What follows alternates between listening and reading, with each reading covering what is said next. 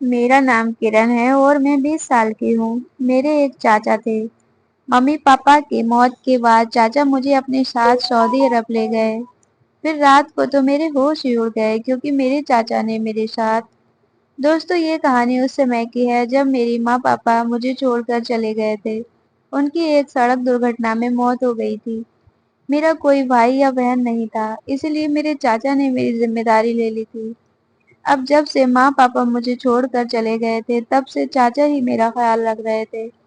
میرے چاچا مجھے سعودی عرب گھمانے لے کر گئے تھے۔ میں اپنے غم میں دن پرتی کمزور ہوتی جا رہی تھی۔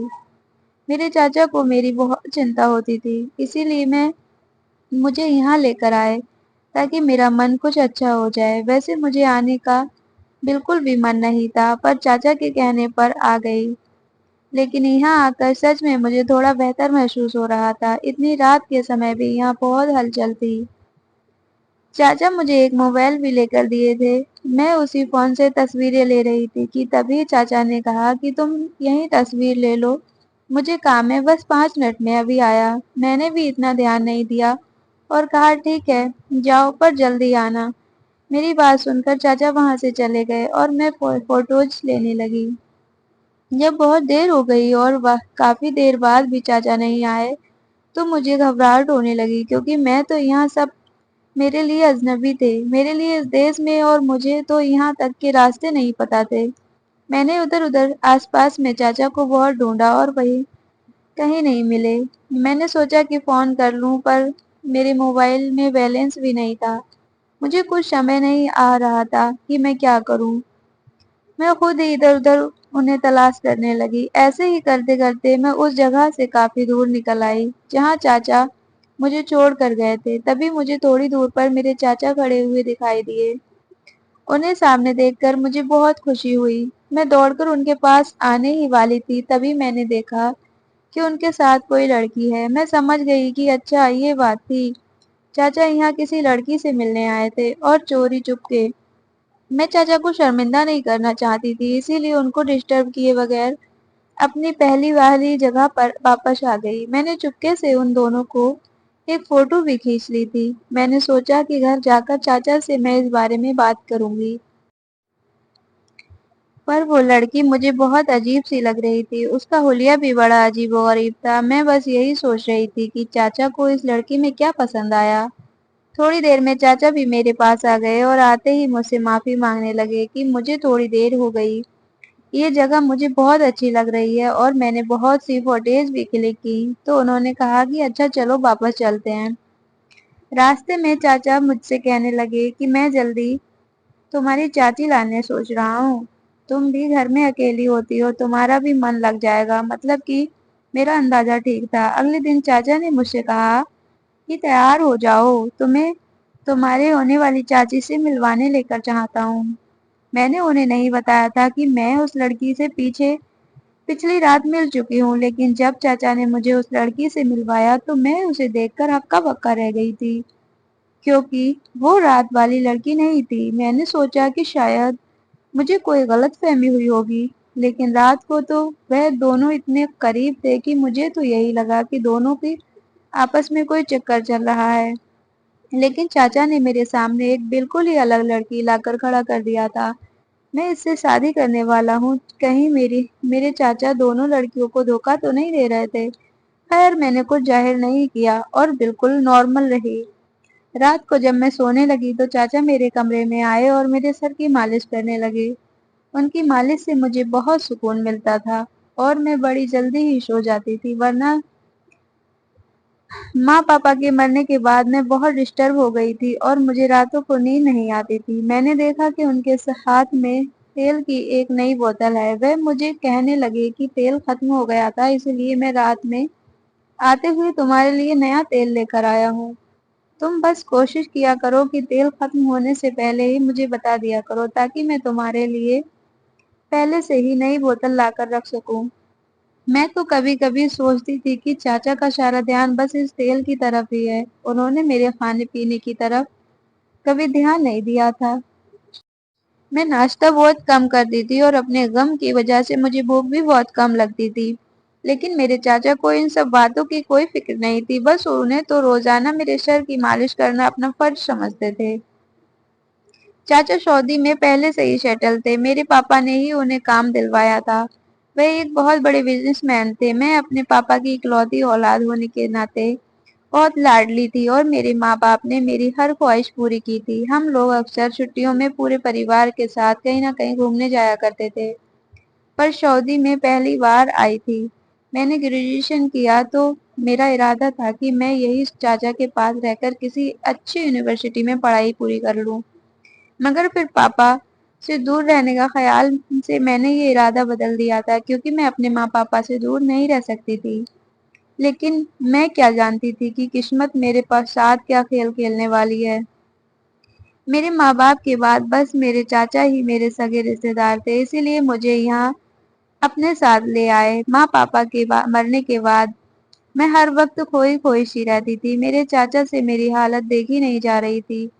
وہ مجھ سے کہتے تھے کہ اس طرح سے سوچ سوچ کر تم اپنا دماغ خراب کر لو گی، اسی لیے میں آج سے روز تمہارے سر میں تیل مالش کر دیا کروں گا۔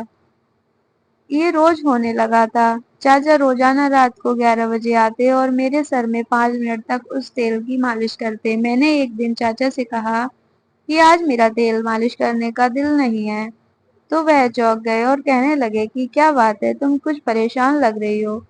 اب میں اپنے چاچا کو کیا بتاتی کہ میں کیوں پریشان ہوں، لیکن چاچا نے میری ایک نہ سنی اور زبردستی میرے سر کی مالش کرتے ہوئے کہنے لگے کہ تم نہیں جانتی ہو یہ تیل تمہارے سر کے لیے کتنا ضروری ہے۔ میں چپ ہو گئی۔ چاچا سر کی مالش کر کے چلے گئے تھے۔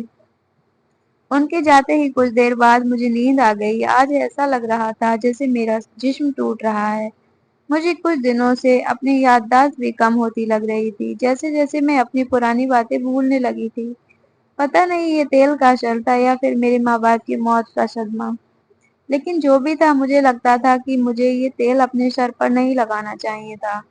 صبح اٹھی تو میرا پورا بدن بری طرح سے درد کر رہا تھا، مجھے تو اٹھ بھی نہیں جا رہا تھا، لیکن پھر ہمت کرتے ہوئے نیچے ناشتے کے لیے آ گئی۔ چاچا یہ دیکھ کر مسکرانے لگے اور کہنے لگے کہ تم تیار ہو جاؤ، آج ہم کہیں باہر گھومنے جائیں گے۔ میں تو جانا نہیں چاہتی تھی، لیکن چاچا کی خوشی دیکھ کر تیار ہو گئی۔ وہ میری بہت پرواہ کرتے تھے، کتنا خیال رکھتے ہیں، اور میں اگر منع کروں گی تو انہیں برا لگے گا، اسی لیے میں ان کے ساتھ گھومنے کے لیے چلی گئی۔ ہم لوگ کھانا کھانے کے لیے ریسٹورینٹ میں بیٹھے تھے۔ جب کھانا آ گیا تو چاچا مجھے بولنے لگے کہ تم کھانا کھاؤ، تب تک میں ابھی آتا ہوں۔ ان کی بات سن کر تو میں چونک گئی۔ مجھے شک ہوا کہیں چاچا اسی لڑکی سے ملنے تو نہیں جا رہے ہیں جس سے پہلے مجھے چھوڑ کر چلے گئے تھے، اسی لیے میں بھی چوری چوری چاچا کے پیچھے آ گئی اور چھپ کر دیکھنے لگی۔ تو چاچا ایک لڑکی سے باتیں کر رہے تھے اور یہ لڑکی وہی تھی جو کچھ دن پہلے مجھے چاچا کے ساتھ نظر آئی تھی، اور اس کی تصویر بھی میں نے اپنے موبائل میں لے رکھی تھی۔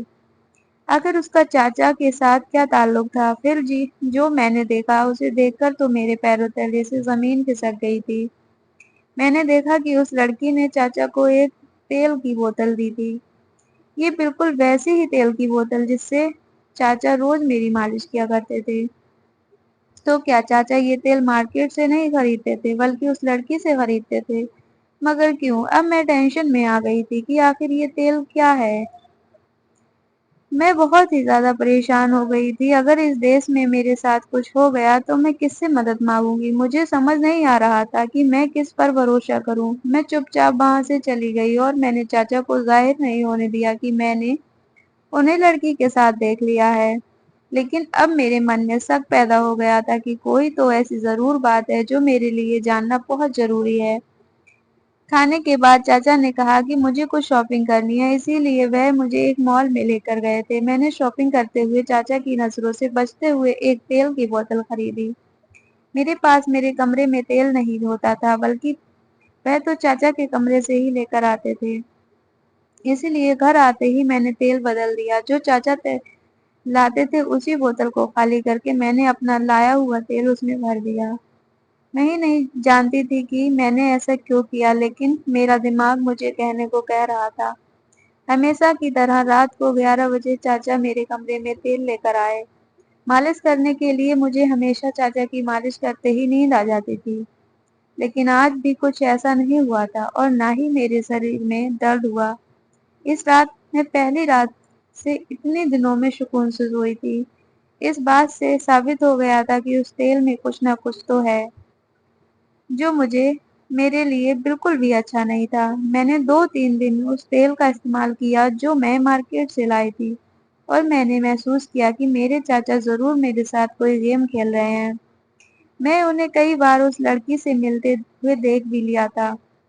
ایک بار میں اس لڑکی کے پیچھا کرتے ہوئے اس کے فلیٹ تک پہنچ گئی تھی۔ میں نے اس کی پڑوسی کو اس کی تصویر دکھا کر پوچھا کہ آپ مجھے اس کے بارے میں کچھ بتا سکتے ہیں؟ میں اصل میں اس لڑکی کے بارے میں جاننا چاہتی ہوں کہ وہ کیسی لڑکی ہے، کیا کرتی ہے، لیکن جتنے لوگوں نے بھی اس کی تصویر دیکھی تو ان سبھی نے یہی کہا کہ یہ لڑکی اچھی نہیں ہے، اس کی سنگت اچھی نہیں ہے اور یہ کئی بار جیل بھی رہ کر آ چکی ہے۔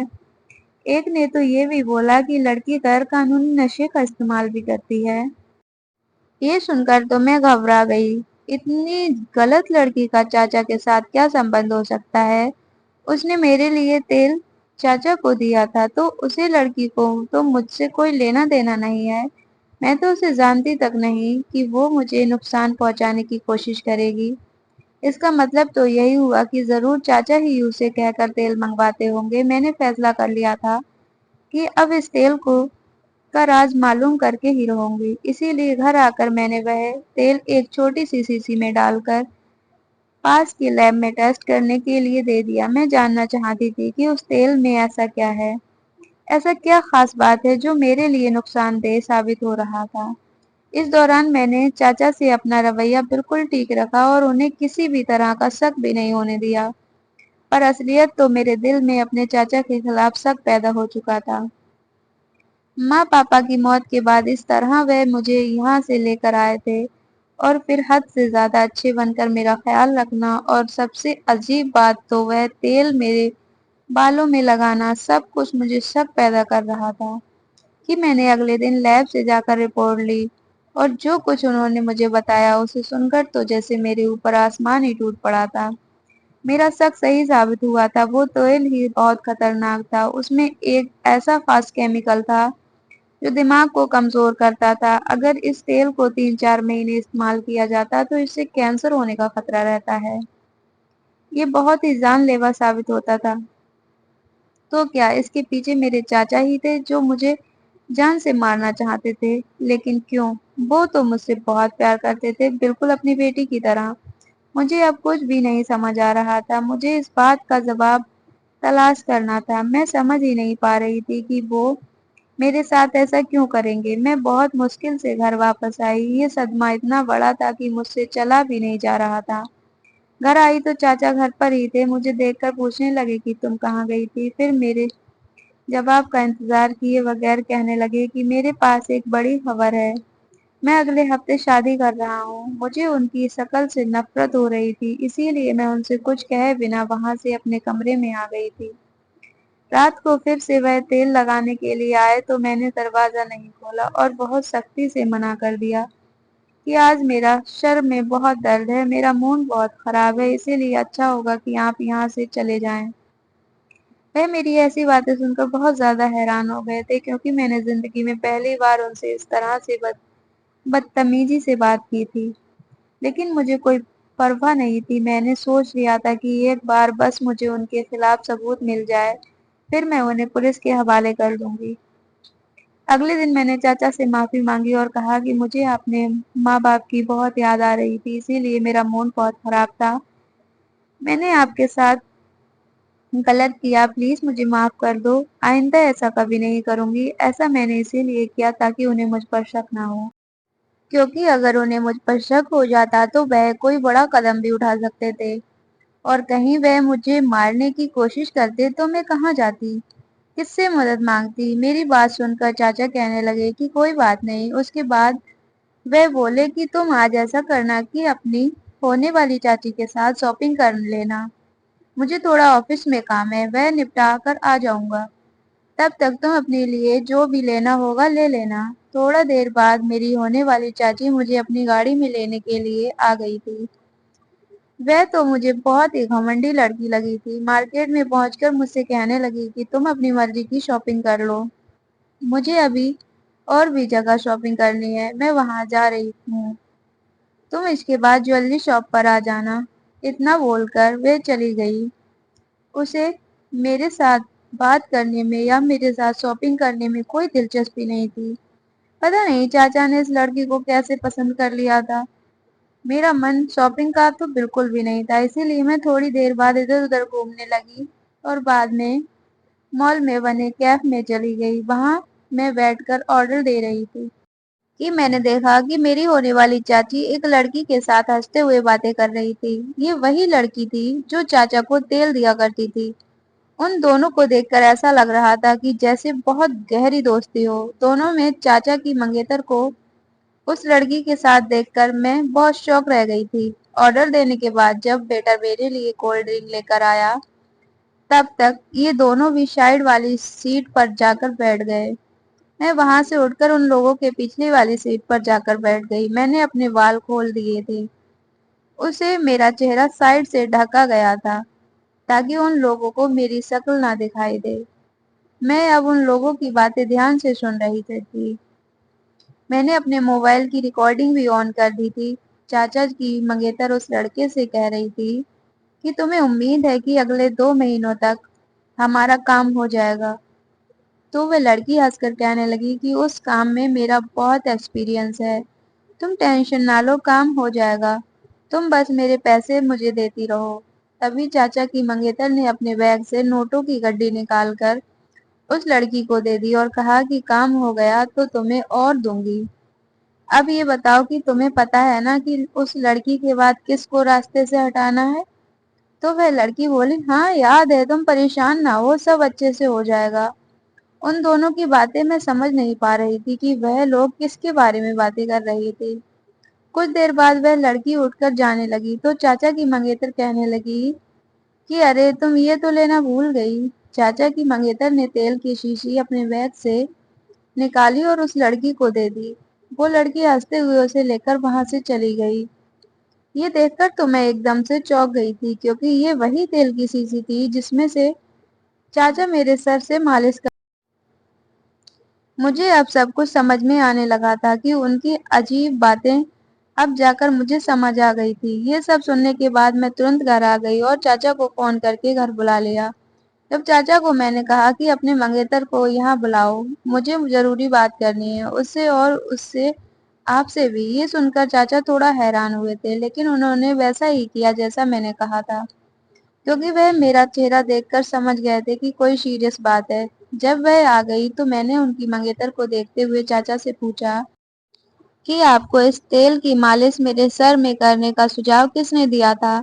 چاچا نے اپنے منگیتر کی طرف اشارہ کر کے کہنے لگے کہ میں نے جب سے اسے بتایا کہ تم ہر وقت اپنے ماں باپا کی یاد کر کے پریشان رہتی ہو تو اس نے مجھے سجھاؤ دیا تھا کہ ایک خاص قسم کا تیل آتا ہے جسے لگانے سے دھیرے دھیرے پرانی یادیں دماغ سے مٹ جاتی ہیں۔ میں نے اس تیل کا کاروبار کرنے والی لڑکی سے تیل خریدنا شروع کر دیا اور تمہارے سر میں مالش کرنا شروع کر دی کیونکہ میں نہیں چاہتا کہ تم پریشان رہ رہ کر اپنی طبیعت خراب کر لو۔ میں نے کہا چاچا اب آپ مجھے یہ بتائیے کہ آپ جس لڑکی سے تیل خریدتے تھے کیا وہ آپ کی منگیتر کی دوست ہے؟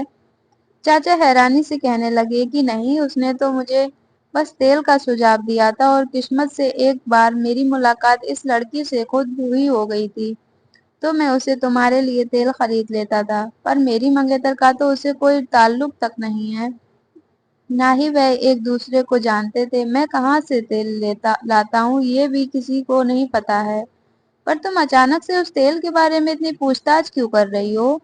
کیا ہوا؟ میں نے کہا چاچا بس ایک آخری سوال کا جواب دے دو، پھر میں آپ کو سب کچھ بتا دوں گی۔ اس کے بعد میں نے پوچھا کہ میرے ماں باپ کی دولت ان کے مرنے کے بعد کس کے نام پر ہے؟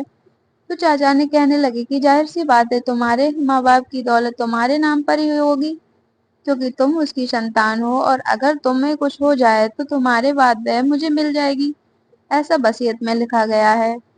میں نے ان سے کہا کہ اور یہ بات آپ نے اپنی منگیتر کو بھی بتائی ہوگی، تبھی تو اس نے مجھے جان سے مارنے کی کوشش کی تاکہ میں مر جاؤں تو ساری دولت آپ کو مل جائے اور اس کے بعد آپ سے بھی اسی پرکار نقصان پہنچا کر ساری دولت ہتھیا لے گی۔ یہ سب سن کر اس لڑکی کے چہرے کا رنگ اڑ گیا تھا۔ وہ گھبرا کر کہنے لگی کہ یہ تم کیا کہہ رہی ہو؟ کیوں تم مجھ پر الزام لگا رہی ہو؟ میں نے چاچا کو لیب کی رپورٹ دکھائی۔ اس کے بعد میں نے انہیں بتایا کہ دراصل جو لڑکی آپ کو تیل دیتی تھی وہ آپ کی منگیتر کی دوست ہے، اور اسے بھی تیل آپ کی منگیتر ہی دیتی تھی، جسے وہ بعد میں آپ کو دیتی تھی تاکہ آپ کو اپنی منگیتر پر شک نہ ہو۔ پھر میں نے ان دونوں کی ریکارڈنگ چاچا کو سنائی، جسے سن کر چاچا کا چہرہ غصہ سے لال ہو گیا تھا۔ انہوں نے اپنی منگیتر کو زوردار تھپڑ مارا اور ترنت پولیس کو کال کیا۔ پولیس نے آ کر اس لڑکی کو گرفتار کیا۔ پولیس نے اس کی دوست کو بھی گرفتار کر لیا تھا، جس نے اس سمے اس کا ساتھ دیا تھا۔ یہ لوگ یہی کام کرتے تھے۔ ان لوگوں کو پتا چلا تھا کہ میرے چاچا اپنی بھانجی کو لے کر آئے ہیں جو کروڑوں کی جائیداد کی مالکن ہے۔ انہوں نے ایسا پلان بنایا تھا جو پہلے میرے چاچا کو پیار کے جال میں پھنسایا، پھر جب اس تیل سے میں مر جاتی تو میرے مرنے کے بعد وہ ساری پراپرٹی میرے چاچا کے نام آ جاتی، اور پھر وہ اسی طرح سے میرے چاچا کو بھی دھیرے دھیرے کر کے مار دیتے۔ قانونی طور پر چاچا کی پتنی کے نام ہو جاتی، کیونکہ وہ میری قریبی رشتہ دار ہوتی۔ جب انسان کوئی سازش کرتا ہے تو یہ بھول جاتا ہے کہ سب سے بہتر چال چلنے والا تو اوپر والا ہے۔ اس کی مرضی کے بنا تو کوئی پتا بھی نہیں ہل سکتا، پھر کسی کو مارنا تو بہت دور کی بات ہے۔ اس سب کے بعد میں نے اپنے چاچا سے معافی مانگی۔ میں نے ان کے بارے میں بہت ہی غلط سوچا تھا۔ یہ تو شکر ہے کہ وقت پر مجھے حقیقت کا پتہ چل گیا، ورنہ میں دنیا میں موجود اپنے آخری رشتوں کو بھی کھو دیتی۔ تو دوستوں، کہانی کیسی لگی کمنٹ کر کے ضرور بتائیے، اپنے دوستوں میں شیئر کیجیے گا، ویڈیو کو لائک کیجیے گا، چینل پر نئے ہو تو سبسکرائب کر لیجیے گا۔ ملتے ہیں ایک نئی ویڈیو میں، تب تک کے لیے اپنا خیال رکھیے۔ تھینکس۔